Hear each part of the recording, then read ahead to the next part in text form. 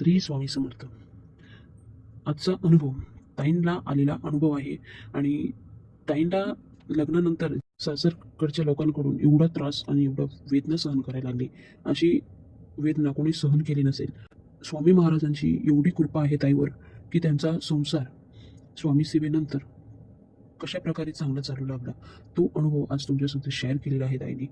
ताईचं लग्न झालं, सगळं काही व्यवस्थित थोडे दिवस चाललेलं. आता त्यांचे मिस्टर कामाला गेले की घरामध्ये सतत कचकच असायची सासू सासऱ्याची. सतत टोमणे देणे, टोचून बोलणे, वरडून बोलणे, चुकी नसताना सुद्धा ऐकायचं आणि सतत घरामधली कामं करत राहायची. इवन धुतलेली कपडे परत दिव्याला टाकायची. म्हणजे एवढा मेंटली तिला डिस्टर्ब झालेला. आणि ते सगळं झाल्यानंतर त्यांच्या नंदाचा मुलगा जे होता 3 महिन्याचा, त्या मुलाला सांभाळायचं. तर लग्न झाल्यानंतर त्यांना कुठेही म्हणजे त्यांनी समजून घेतलं नाही की बाबा नवीन सून आहे, की हिला घरातल्या काही गोष्टी माहीत नसेल, कोणती गोष्ट कुठं ठेवली किंवा मार्केट कुठे किंवा चक्की कुठे, ह्या सगळ्या गोष्टी दाखवायच्या ऐवजी तिला दुसरीच कामं देणे, घरातलीच कामं देणे, बाहेरच्या कामामध्ये लक्ष देत नव्हते तिला. आणि ह्या सगळ्या गोष्टींनी ॲक्च्युली तिला घरी कधी त्यांनी एवढी कामं केली नव्हती. पण सासरी आल्यानंतर कामंसुद्धा करायची आणि टोमणे टचकेसुद्धा ऐकायची.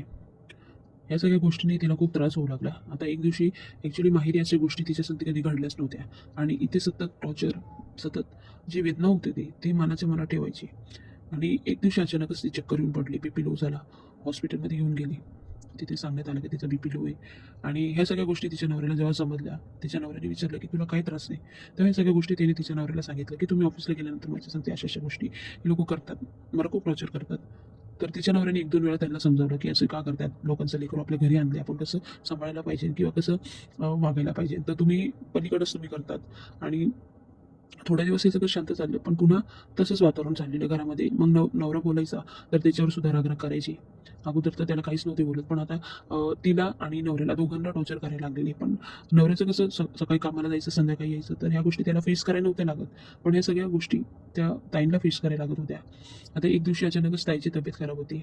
तिला हॉस्पिटलमध्ये घेऊन गेले. तेव्हा समजलं की ती प्रेग्नेंट आहे. आता प्रेग्नेंट असल्यावर घरामध्ये कसं आनंदाचं वातावरण असतं, पण इथं तसंच काही नव्हतं. तिकडून आल्यानंतर भर ताप भरलेला. भर म्हणजे तिला थंडी वाजून आलेली, तरीसुद्धा तिला घरी जेवण बनवायला लावलं. जेवण बनव, जेव आणि आराम कर. आता तेच लेकरू माहेरी असतं, तिच्या आईने काय केलं असतं, बाळाला पहिले, स्वतःच्या लेकराला पहिलं झोपून दिलं असतं की तू झोप, ताप उतरल्यानंतर उठ जेवून घे. पण इथं तसं काहीच नव्हतं. सासू होती, तिच्या नंदाला जरा काही दुखायला लागलं का लगेच बिस्तारा घेऊन पाडायची. तिला सगळ्या गोष्टी माफ होत्या, पण या ताईंना काहीच नव्हतं. खूप ताई रडायची. आणि प्रेग्नन्सीमध्ये त्याने खूप सहन केलं. 1 महिना असा होता की अक्षरशः भाजी आणत नव्हती. पैसे घ्यायचे यांच्याकडून, पण भाज्या वगैरे काहीच आणायचे नाही. भाज्या पण आपणच आणून खायच्या. त्यांच्याकडे कसेच पैसे नव्हते. लग्नाचं कर्ज बाहेर लोकांचे घेतलेले पैसे व्याजाने ते द्यायचे. 1 रुपया राहत नव्हता पगारातून घरात देऊन. पण ह्या गोष्टी त्यांच्या घरच्यांना काही समजत नव्हत्या. त्यानंतर ताईला 7वा महिना लागला. ताईची फॅमिली येते, तिला घेऊन जाते त्यांच्या घरी डिलिव्हरीसाठी. पण इथे नवऱ्याचा हाल चाललेला. एक दिवशी तो खूप भांडला त्यांच्या संगती, तर त्याला घरामधून काढण्यात आलं. घरामधून हाकलून लावलं की तू जा. तर ह्या पिरियडमध्ये जेव्हा तिच्या संगती ज्या गोष्टी घडत होत्या, तेव्हा बाजूला ताई राहत होते. त्यांनी ताईला स्वामी महाराजांची सेवा करायला सांगितलेली. आणि मंत्र जाप, तारक मंत्र ताईंनी सांगितलेले की ह्या प्रकारे तू सेवा कर महाराजांची, तुला नक्कीच ह्या गोष्टीमधून तू बाहेर पडशील. आणि ताईसुद्धा सेवा करू लागलेली आहे. माहेरी गेल्यानंतर त्यांना खूप वेळ मिळायला लागला. तेव्हा सतत स्वामी महाराजांचं नामस्मरण करणं, तारक मंत्र बोलणं हे चालूच होतं. आणि ते करता करता तिला केव्हा 9वा महिना लागला आणि त्यांची डिलिव्हरी झाली. त्यांना मुलगा झाला. व्यवस्थितपणे डिलिव्हरी झाली, काही त्रास झाला नाही. आणि तिच्या सासरी कळलं की बाबा मुलगा झालाय. आनंद किती असतो मुलगा झाल्यावर, इथं काहीच नव्हतं. पाचीला आली, पाची केली, लगेच निघून गेली. तोंड फुगलेलंच होतं. नवरा वेगळा राहत होता. आणि बाळ 3 महिन्याचं झाल्यावर ताई घेऊन मुंबईला आले. आता नवीन रूम म्हणजे भाड्याने घेतलेला रूम, तिथे व्यवस्थितपणे त्यांचा संसार त्यांनी मांडला. व्यवस्थित सगळं काय चालू होतं. तेव्हा ताईंनी स्वामी महाराजांची सेवा सुद्धा चालूच ठेवली.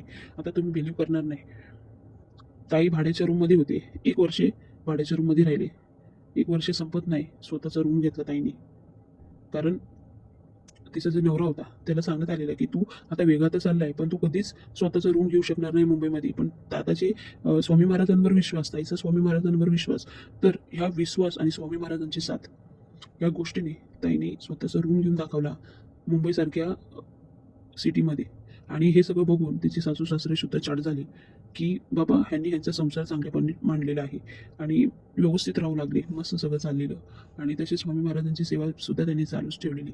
आणि या सगळ्या जेव्हा गोष्टी घडत होत्या, तेव्हा ताई जेव्हा वेदना होत होत्या, तेव्हा ताई सतत स्वामी महाराजांचं नामस्मरण करत राहायच्या. आणि आज त्यांच्याकडे मुंबईमध्ये 2 फ्लॅट आहे स्वतःचे, एक चाळीमध्ये फ्लॅट आहे. म्हणजे हे सगळं गोष्ट घडत होती. ताईने कधीच स्वामी महाराजांवर रुसवा केला नाही, की महाराज मी तुमची सेवा करते तरी मला माझ्या सेवेचं फळ का नाही मिळत, मला ह्या गोष्टीमधून बाहेर का नाही काढत. तर स्वामी महाराज जेव्हा आपल्याला जे गोष्टी आपल्यासाठी आहे त्याच गोष्टी देणार, ज्या गोष्टी आपल्यासाठी नाही आहे तिथून आपल्याला बाहेर काढणार. आणि स्वामी महाराज सतत त्यांना रस्ता दाखवत राहिले. आणि हे सुद्धा त्यांच्या जीवनामध्ये जेवढं दानधर्म कर्म करता येईल तेवढे ते करत राहिले. आणि त्यांचे अनुभव या प्रकारे होते आजची. तुम्हाला व्हिडिओ कसा वाटला जरूर कमेंट बॉक्समध्ये कमेंट करून सांगा.